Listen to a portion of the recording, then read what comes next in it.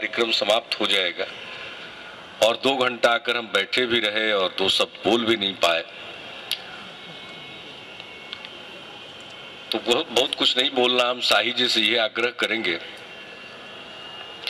कि मैं पहले भी श्री कृष्ण विज्ञान केंद्र में आ चुका हूं, उसका विकास हुआ है और बच्चों में वैज्ञानिक चेतना विकसित करने में यह बहुत ही महत्वपूर्ण भूमिका निभा रहा है। और जिस प्रकार से वैज्ञानिक क्विज वगैरह का आयोजन करके स्कूली बच्चों को प्रेरित किया जा रहा है, उन्हें पुरस्कार देकर प्रेरित किया जा रहा है, इसकी जितनी सराहना की जाए कम है। मैं तो चाहूंगा, शाही जी से विनम्र आग्रह करूंगा कि आज तो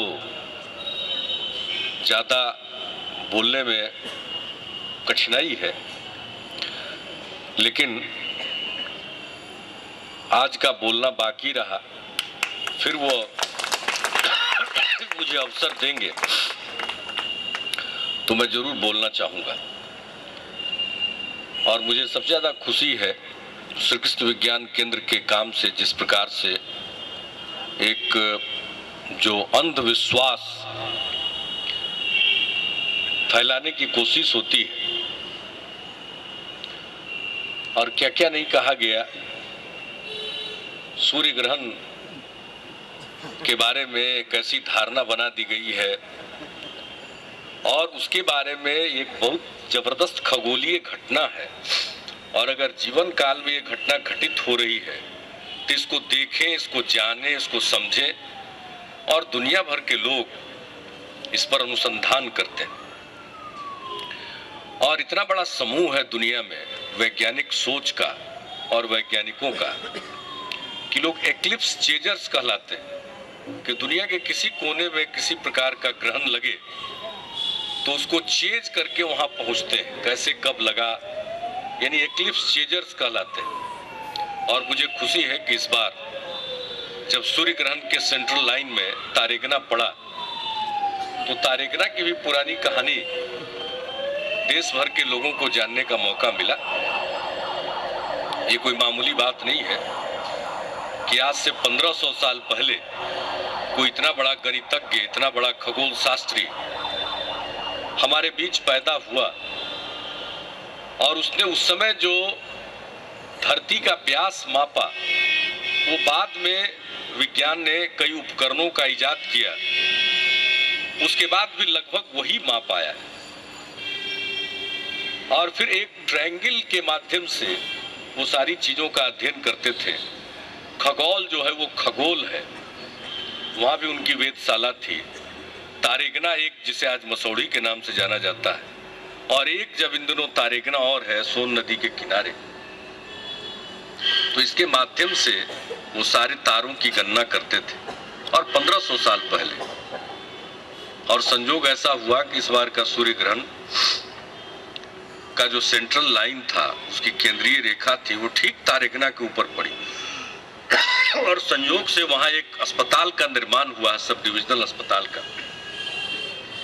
वो अस्पताल ही सेंट्रल लाइन में आ गया और उसके ऊपर से बहुत लोगों ने बहुत प्रकार का अध्ययन किया। खैर, पहली बार आमतौर पर मौसम विज्ञान की जो विभाग की भविष्यवाणी होती है वो गलत साबित होती है, लेकिन उसी दिन सही साबित हो गई और बादल छा गया।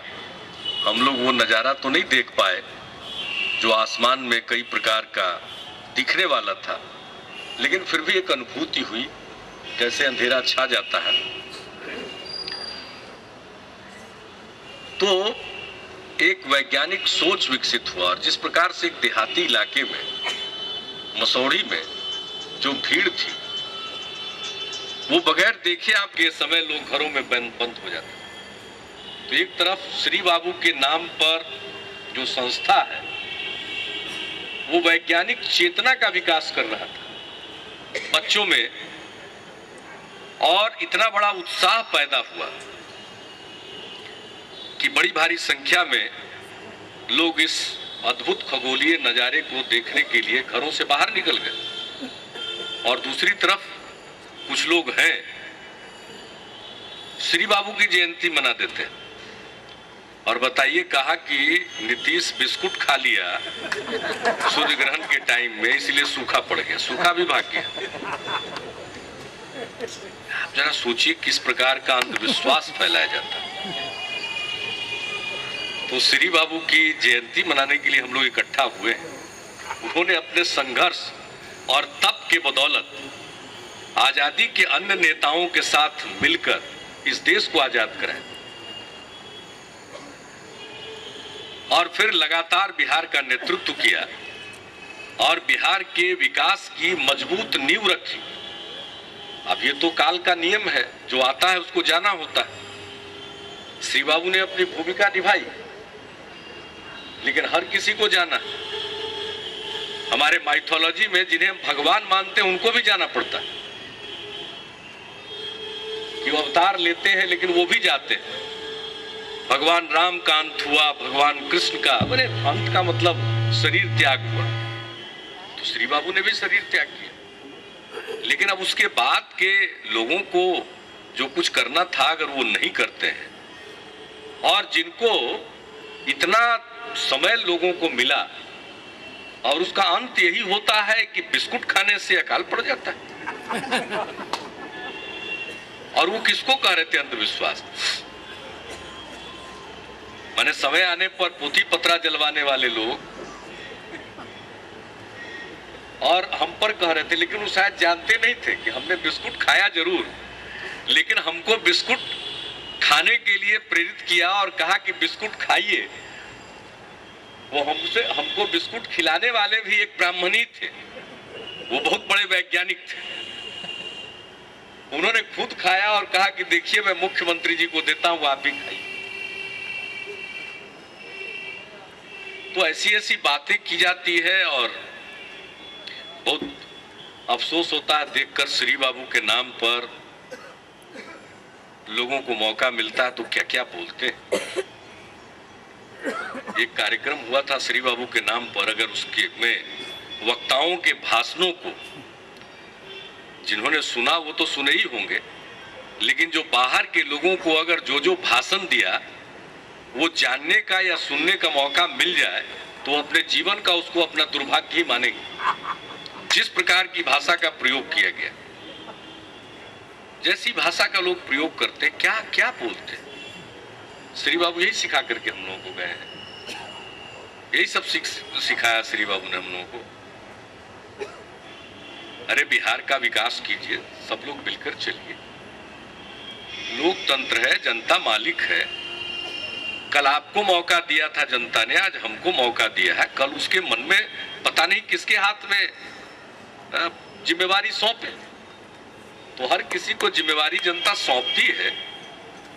महत्वपूर्ण ये नहीं है कि आप कितना दिन कुर्सी पर चिपके हुए, महत्वपूर्ण ये है कि जब जनता आपको सत्ता सौंपती है तो आप क्या करते हैं।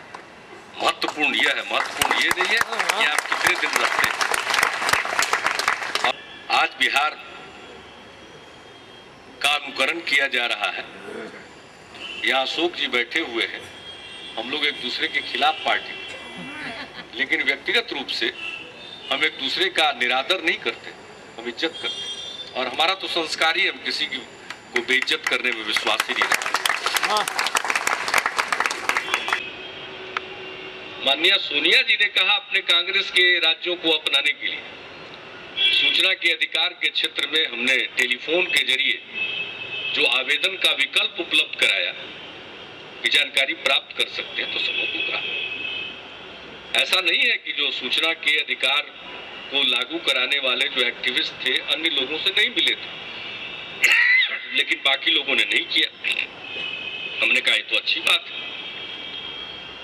या आज जब महिलाओं को 50% आरक्षण हमने पंचायत में दिया तो बहुत लोग हमारा मजाक उड़ाते थे। रात तो एक दिन हमारे पत्रकार मित्रों ने हमसे सवाल पूछा और वहां भी वही जो बिस्कुट वाला अंधविश्वास है उसी प्रकार से प्रचारित किया गया मेरे बारे में।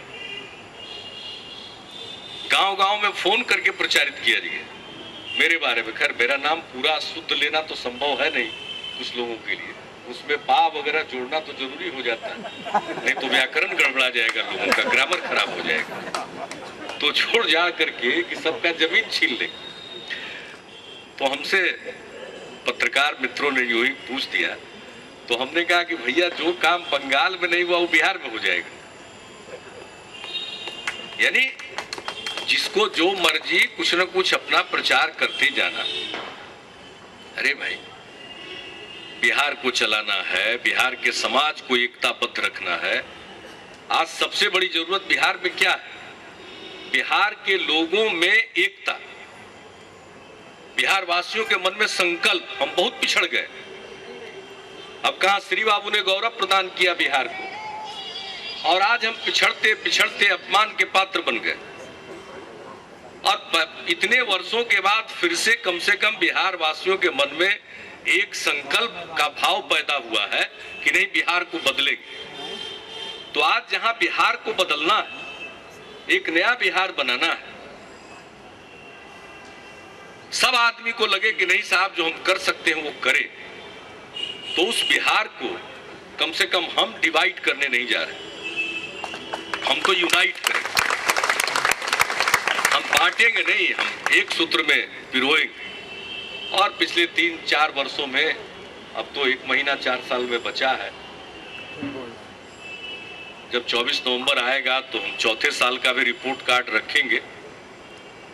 4.5 साल पूरा होते होते हम पूरे कार्यकाल का अपना रिपोर्ट कार्ड रख देंगे। आज जनता को सीधे बता देंगे कि अब आप अपना फैसला कीजिए, जो मर्जी हो वो आप कीजिए, मुझे उसमें कुछ नहीं कहना है।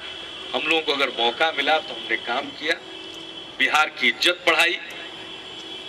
इतने कम समय में आज बिहारी कहलाना अपमान नहीं, बिहारी कहलाना शान का विषय। लेकिन इतना जरूर याद रखिए, तो कसूर तो आप ही का माना जाएगा। कोई दिग्भ्रमित करना चाहे उसकी क्या, उसकी तो यही काम ही है। उसकी भी कांग्रेस के वरिष्ठ नेता हैं, रामाश्रय बाबू भी कांग्रेस के बहुत बड़े नेता रहे हैं, अब तो जनता दल यू के नेता हैं, हमारे नेता हैं। लेकिन एक ही बात हम कहेंगे विनम्रता पूर्वक कि भाई संजोग से विश्वास शर्मा जी भी बैठे हुए, तो हमको तो मिल ही गया। 1985 में हम भी एमएलए थे, और शर्मा जी तो उधर से कांग्रेस पार्टी की तरफ से मंत्री थे। तो भाई ये बटाईदारी पर बहुत बात करते हैं लोग आजकल। 1986 में आप लोगों ने जो अमेंडमेंट लाया, वो अमेंडमेंट क्या था? शेयर का 24 गुना जमा करने के बाद बटाईदार की जमीन हो जाएगी।